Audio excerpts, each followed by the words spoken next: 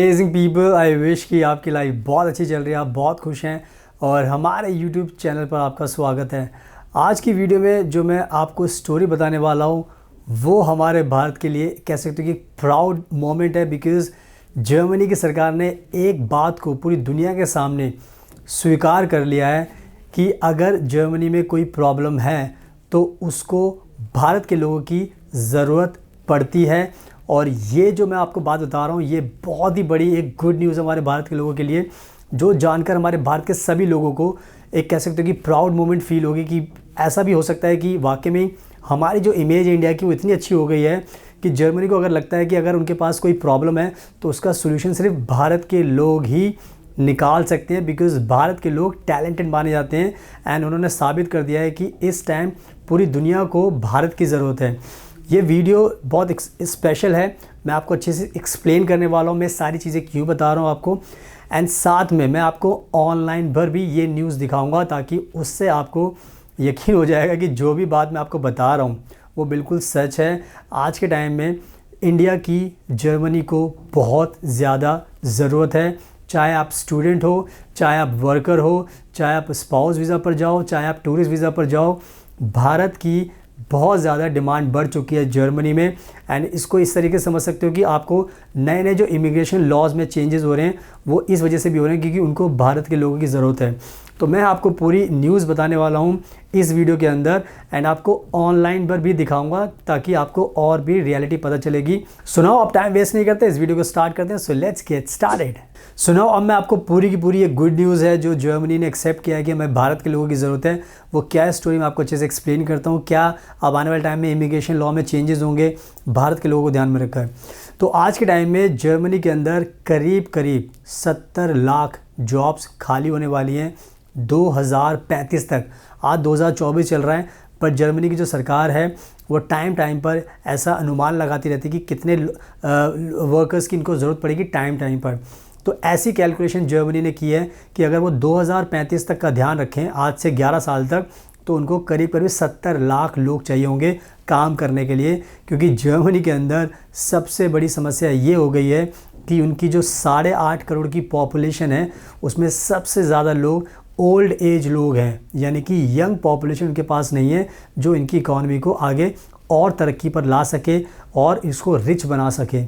तो इन सब बातों को ध्यान में रखकर जर्मनी की सरकार ने ये अनाउंस कर दिया है कि आज के टाइम में जो भारत के लोग हैं उनको, जर्मनी को भारत के लोगों की ज़्यादा ज़रूरत है। वो किसी और कंट्री की बात नहीं कर रहे, सिर्फ और सिर्फ भारत की बात कर रहे हैं, क्योंकि भारत का जो लोहा है उन्होंने मान लिया है कि भारत के अगर स्टूडेंट्स जर्मनी पढ़ाई करने आते हैं तो वो हमारे लिए सबसे बड़ी ताकत है। हमारे जो जॉब्स खाली पड़ी हैं, जो हमारी शॉर्टेज ऑफ लेबर है उसको पूरा करने के लिए इंडिया के लोग बहुत टैलेंटेड हैं, बहुत स्किल्ड वर्कर हैं। इसके साथ साथ जो जॉब सीकर वीज़ा अप्लाई करते हैं उनके लिए भी ये अच्छी खबर है, because job seeker visa apply करके आप जर्मनी जा सकते हो ताकि उनकी जो जॉब खाली पड़ी है उसको भी आप भर सकते हो।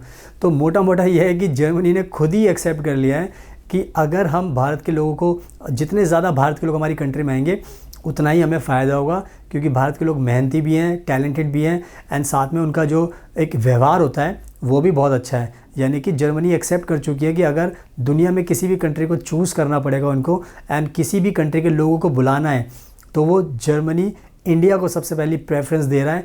एंड ये कहीं ना कहीं हमारे भारत के लोगों के लिए प्राउड मोमेंट की बात है।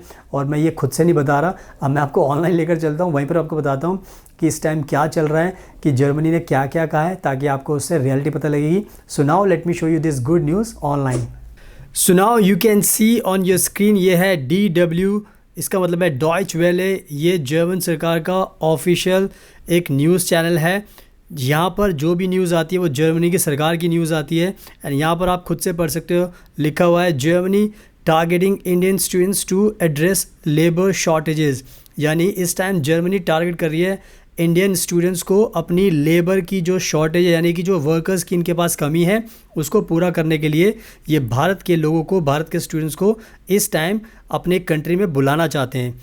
और यहाँ पे लिखा हुआ है 4/22/2024, यानी कि लेटेस्ट अपडेट में आपको दिखा रहा हूँ, ब्रेकिंग न्यूज़ है।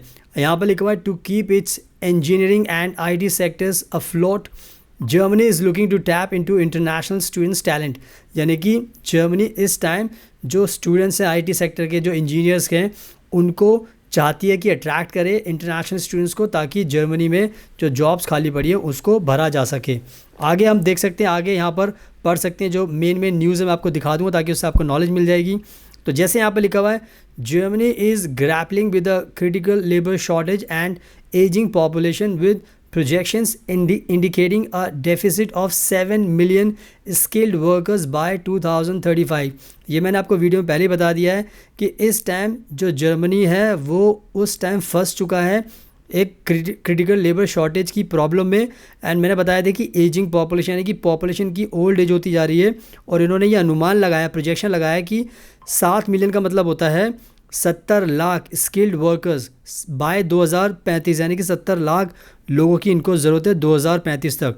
आगे लिखा, with some 7 lakh vacancies currently unfilled the country's economic growth potential has drop to about 0.7% now from around 2% in the 1980s।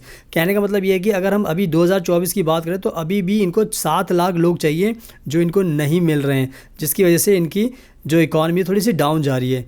आगे लिखा हुआ है, it is set to fall further to 0.5% if the country fails to resolve this problem. German economy minister Robert Habeck has said, stressing the importance of migration in bridging this widening gap. यानी कि जो इनके economy minister है mister Robert, उन्होंने पूरा बताया है कि इस टाइम जो इमिग्रेशन है, जो फॉरेन वर्कर्स है, उनकी बहुत ज़रूरत है ताकि इस गैप को कम किया जा सके। अदरवाइज़ ये आज 70 लाख की ज़रूरत है, आने वाले टाइम में और भी ज़्यादा इनको बढ़ सकती है। एंड यहाँ पे लिखा हुआ है, engaging the Indian student population in the German work force may be part of the solution. यानी कि इन्होंने साफ एक्सेप्ट कर लिया है कि भारत के जो लोग हैं, जो पॉपुलेशन है, उनको इंगेज करना, यानी कि उनको अपनी कंट्री में बुलाना, कह सकते हो कि एक सोल्यूशन बन सकता है उनके लिए, ताकि जर्मनी को ये पता चल चुका है कि भारत के लोग काफ़ी हार्ड वर्किंग एंड इंटेलिजेंट होते हैं। एंड यहाँ पे लिखा हुआ है, tapping into the international student talent pool according to the federal statistical office there are around 43,000 Indian students enrolled in German universities. यानी कि आज के टाइम में देखा है तो 43,000 भारत के स्टूडेंट्स जर्मन की यूनिवर्सिटी में पढ़ाई कर रहे हैं। इसके साथ साथ मैं आपको और मेन चीज़ दिखा देता हूँ जिससे आपको और कॉन्फिडेंस मिलेगा। यहाँ पर लिखा, IT engineering students could help industry thrive. तो यहाँ पर लिखा हुआ है, Flax said the shortage of skilled labor is particularly severe not only in the care and healthcare sector but also in the IT and engineering professions। यानी कि Germany में जो जॉब्स खाली पड़ी हैं उसमें हेल्थ केयर में भी है, नर्सेस के लिए भी है, IT के इंजीनियर्स के लिए भी है, और बाकी इंजीनियर्स के लिए भी है। और यहाँ पे लिखा हुआ है, Indian students in Germany are enrolled in IT and engineering courses at an above average rate, making them an important group for the labor market and for combating the shortage of skilled workers. यानी कि भारत के जितने भी students Germany में इस time पढ़ाई कर रहे हैं, जो आईटी की फील्ड से हैं, जो इंजीनियर्स हैं, वो कहीं ना कहीं इनके लिए बहुत बड़ा एक कह सकते हो कि राहत की बात है कि इन इंडियन स्टूडेंट्स को ये टैलेंट को ये यूज़ कर सकते हैं, कैपिटलाइज कर सकते हैं। आगे लिखा हुआ है, Germany is traditionally very competitive on the international stage when it comes to engineering science, so the high proportion of Indian students in IT and engineering can help the country maintain this advantage in global economic competition।